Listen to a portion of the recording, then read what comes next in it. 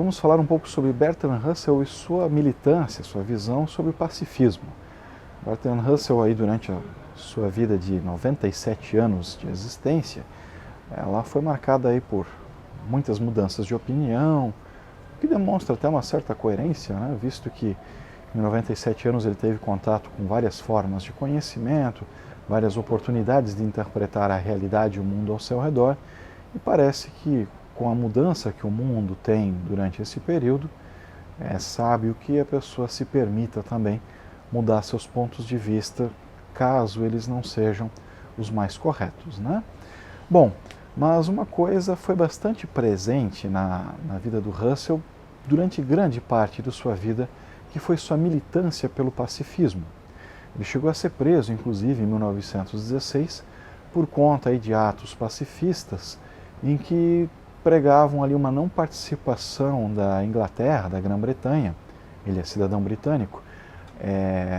na Primeira Guerra Mundial, porque ele achava que era um confronto desnecessário, extremamente violento, que ia ceifar uma grande quantidade de vidas e que não faria sentido. De modo que a sua militância pacifista levou à sua prisão por conta disso. Essa prisão não foi tão complicada como a de outros manifestantes, visto que Russell ele tem uma ascendência, ele é neto de um ex-primeiro-ministro britânico, então ele tem lá um grau de nobreza, né? Ele tem lá o título de Lord Russell, por conta lá do seu avô, que grande parte por conta do seu avô, que foi primeiro-ministro britânico e já tinha também lá um certo grau de nobreza. Bom, nesse sentido, Russell foi marcado por uma série de manifestações em que ele buscou defender as formas pacíficas de convivência do ser humano. Quando ele foi falar sobre educação, ele já desenvolveu o seu ponto de vista a respeito disso, visando o pacifismo como fim. Quando ele foi falar sobre ciência, ele também idealizou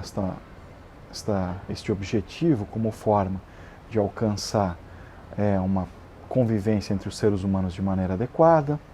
Mas ali durante sua vida, ele nasceu em 1872 e faleceu em 1970,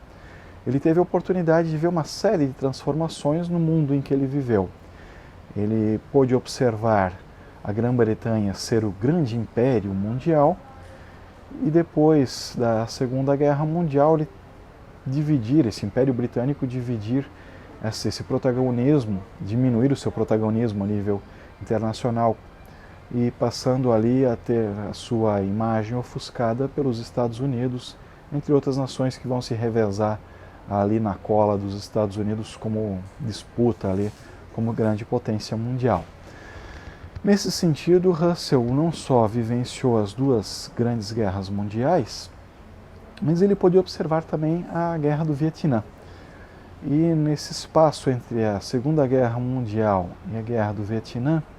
o Bertrand Russell e muitos cientistas em escala mundial perceberam que os confrontos, principalmente polarizados, entre a União Soviética na época e os Estados Unidos, teriam uma grande possibilidade de acabar com a existência humana. Então Russell, que era Prêmio Nobel de Literatura, ele teve essa honraria em 1950, juntamente com Albert Einstein e outros pensadores, cientistas, escritores, autoridades que obtiveram ali o Prêmio Nobel,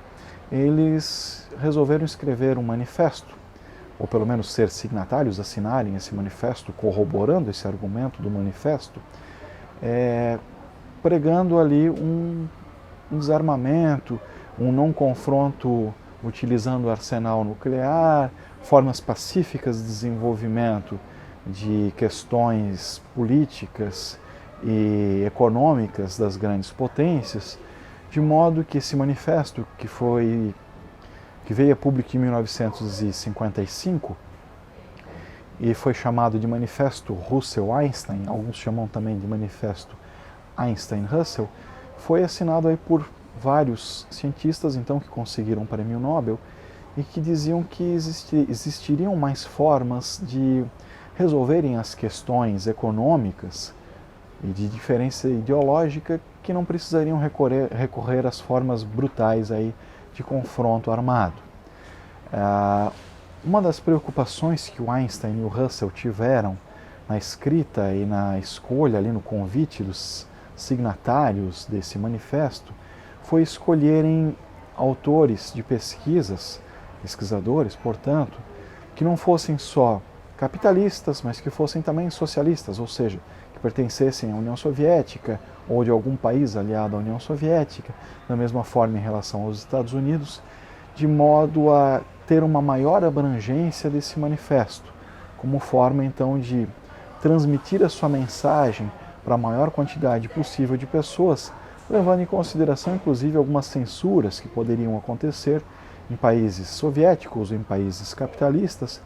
caso esse manifesto contrariasse alguns pontos de vista daquelas nações no que diz respeito às suas questões ideológicas, consequentemente políticas e econômicas. Esse manifesto, então, ele acabou se desdobrando no que se chamou depois de Tribunal Russell, como uma série de eventos que foram relacionados com uma busca pacífica, uma tentativa de encontrar soluções pacíficas para resolver conflitos que são eminentes no nosso mundo, ou em escala global, que geram uma grande quantidade de mortes, ou numa escala um pouco menor, mas que geram uma grande injustiça. Enfim, com todas as formas de injustiça que acabam gerando os conflitos. É nessa linha também que eles vão ajudar a corroborar o argumento de criação de órgãos internacionais de regulação para evitar esse tipo de injustiça, como acaba sendo o elemento ali, como acaba sendo o resultado da criação da ONU, por exemplo, que ela não vai interferir diretamente, mas ela vai tentar levar os países a sentarem, terem essas discussões sobre os conflitos, pensando sempre na solução mais pacífica. Então o Russell ele vai sempre buscar, nessa sua visão pacífica, esse é um dos elementos que não vai mudar na filosofia de Russell, na filosofia russeliana, que é sempre buscar uma concepção pacífica para a resolução dos conflitos entre os seres humanos, buscando sempre uma igualdade e uma liberdade pacífica entre os seres humanos.